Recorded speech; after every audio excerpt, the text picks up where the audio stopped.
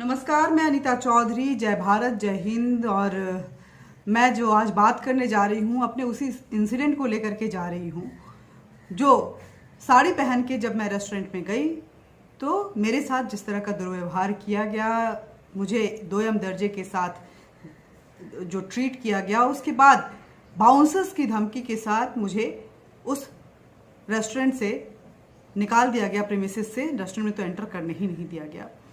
वो मामला जो है वो कहीं ना कहीं तूल पकड़ा। साड़ी का जो सम्मान है वो इस देश में हर किसी को करना पड़ेगा। जो आवाज़ें उठ रही हैं वो तो यही बता रहा है, लेकिन रेस्टोरेंट का मालिक इतना बेशर्म, इतना बेहाया और इस कदर अपनी नज़रों से गिरा हुआ व्यक्ति है कि इतनी आवाज़ों के बावजूद वो फैब्रिकेटेड वीडियो जारी कर रहा है और ये बताने की कोशिश कर रहा है कि हमारे साथ ऐसा कुछ नहीं हुआ है, बल्कि महिला ने हमें थप्पड़ मारा है, जबकि ये सरासर गलत है। मैं अपने इस चैनल के माध्यम से आप सबके सामने ये बात रखना चाहती हूँ कि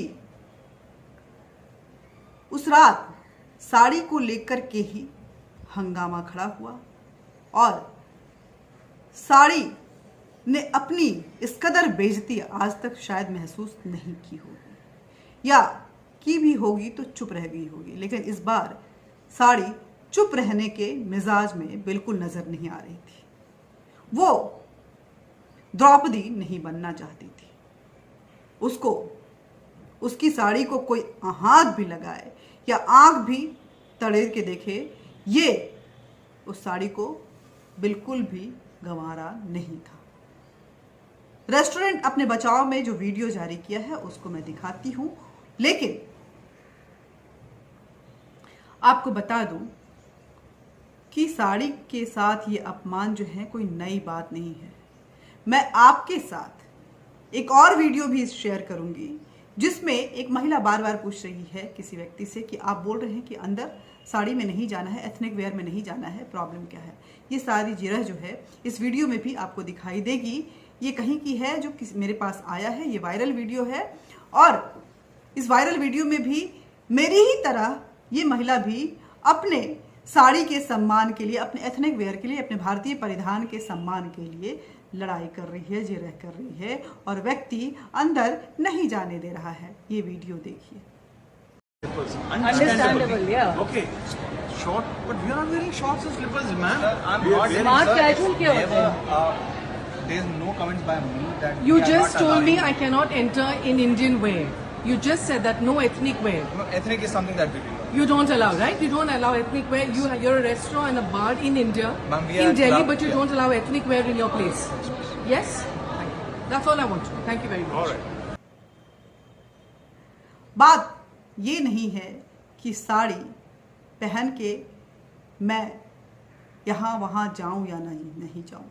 बात ये भी नहीं है कि मैं साड़ी के अलावा कोई और ड्रेस पहनती ही नहीं हूँ, लेकिन साड़ी तो मेरा सम्मान है, मेरे बचपन का सपना है साड़ी।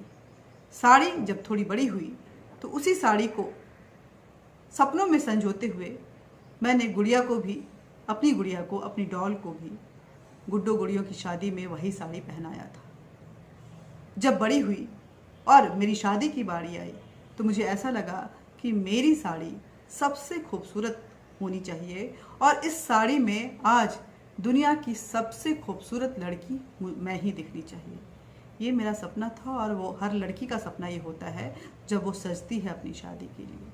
और उसके बाद या उसके पहले भी जब कॉलेज फंक्शंस होते हैं, सारी चीज़ें होती हैं, तो लड़कियां साड़ी पहन के अपने प्रिटी लुक को देते हुए वो अपने आप को कॉन्फिडेंट महसूस करती हैं। उसके बाद तो शायद बहुत सारे ओकेजन्स होते हैं जिसमें साड़ी पहन के महिला इतराती हुई नज़र आती है। साड़ी की बात अगर करें तो साड़ी वो परिधान है जिसमें सब कुछ समाहित है। वो सारे गुण उसमें निहित होते हैं जो शायद किसी भी कपड़े में नहीं होते हैं। मेरी साड़ी मेरी शान है, मेरा अभिमान है, मेरा मान है, मेरे सपनों का जहान है। मैं इस साड़ी को कभी भी अपमानित नहीं महसूस होने दूंगी। साड़ी को जिन लोगों के अंदर वो स्टूडियो काइंड ऑफ थॉट था, वो एक माइंडसेट के साथ चल रहे थे कि साड़ी सच्चाई रहती है, शर्माई रहती है, साड़ी बोलना नहीं जानती है, साड़ी कमज़ोर होती है, उनको बता दूं इस मिथ से निकलिए। साड़ी बेहद मजबूत है, कॉन्फिडेंट है और वो अपनी लड़ाई लड़ना जानती है। मैं धन्यवाद देती हूँ उन सभी का। आपके सामने एक वो सारी चीज़ें बयां करने जा रही हूँ जिन लोगों ने मुझे सपोर्ट दिया। मैं धन्यवाद देती हूँ अपने इस वीडियो के माध्यम से मेरे उन सभी दोस्तों का जो पहले ही दिन मेरे सपोर्ट में आए थे, प्रभाकर मिश्रा जी और बाकी लोग। बहुत बहुत शुक्रिया आपका जिस तरह से आपने सपोर्ट दिया। उसके बाद उन सभी महिलाओं का जो अपने साड़ी के सम्मान के लिए उतर खड़ी हुई और कहीं ना कहीं उस अकीला के उस एरोगेंट और भारतीय परंपराओं के विरोधी माइंडसेट को घुटने पे लाने पे मजबूर कर दी, जिसकी वजह से उन्होंने भले ही माफ़ी खुल के नहीं मांगी लेकिन फैब्रिकेटेड वीडियो के ज़रिए अपनी सफाई देने की तो कोशिश की ही। उनकी हिम्मत नहीं हुई कि इस भीड़ के सामने मैं साड़ी का अपमान कर पाऊँ, मैं साड़ी को डिनाई कर पाऊँ।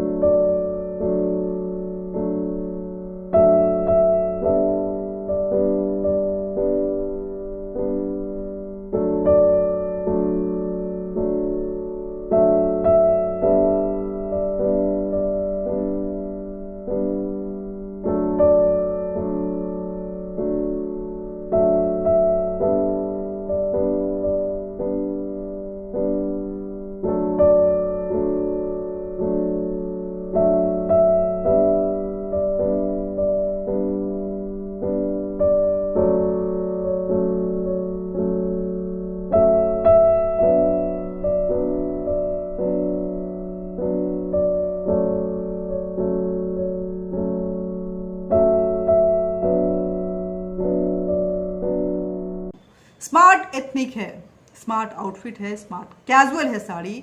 मस्त होके पहनिए, खूब दम लगा के पहनिए और खूबसूरती के साथ बल खाते हुए अपनी मस्तियों में साड़ी के साथ चलिए, क्योंकि साड़ी जैसा तो कोई परिधान हो ही नहीं सकता है।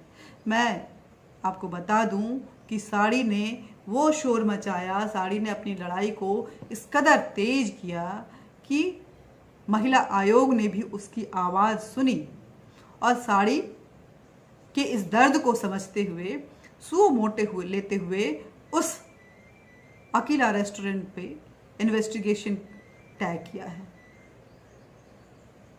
भले ही पार्टियां खुलकर सामने नहीं आईं, लेकिन बीजेपी की महिला मोर्चा ने ट्वीट किया और इसे बेहद शर्मनाक घटना बताई। साड़ी भारतीय परिधानों में वो खूबसूरत परिधान है कि जब भी विदेशों से भी डेलीगेशंस आते हैं, मेहमान आते हैं, तो वो एक बार साड़ी पहनना ज़रूर चाहते हैं और अपने खूबसूरत लुक के साथ वो उसको ज़िंदगी भर के लिए अपने उस फीलिंग को, उसे महसूस को संजो के हो जाते हैं। तो साड़ी या भारतीय परंपरा, ये परिधान, ये शर्मिंदगी की बात नहीं है।